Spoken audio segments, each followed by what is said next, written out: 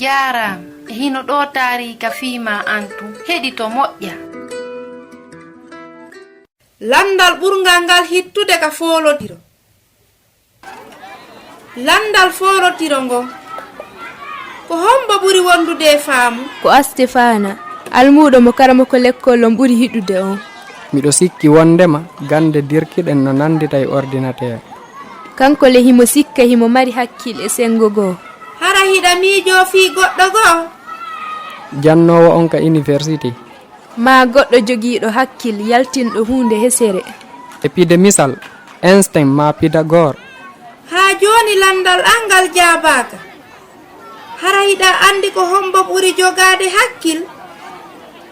Heɗo ko kitabul muqaddasi on yewti kon fiiɗum. Ko hombo woni faamuɗo ekite annabi Isa? Wattan fota hakkil sabu hiɗa arsika wontugol Adem ɓurɗo jogaade faamu. Kala nanuɗo ɗi konguɗi an huutoriɗi waawa faamuɗo darni suudu mum e hoore fetere.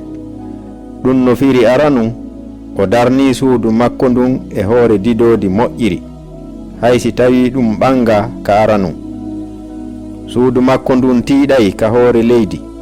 Nde ndiyan ɗan saaƴi waameji ɗin ari keneeli ɗin wifi ɗin piyi e ndun suudu ndu ronka yanude ko fi hari ko e fetere ndu dari. Kono kala nanuɗo konguɗi an ɗin huutoraali ɗi on no waywa njofoojo darnuɗo suudu mum e hoore njaare.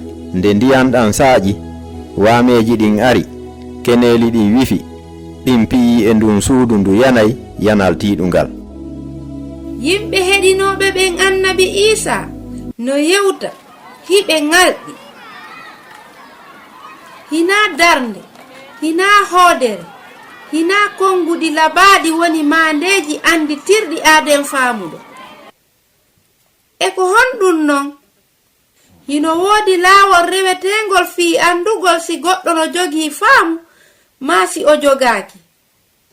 Si a jangi kitabul muqaddasi on haray hiɗa tora jangugol deftere matta nde Simore 7 aya 24 on. Ɗum a hendoto jaabawol landal waɗangal ngal ka foolotiro. Ko hombo woni faamuɗo?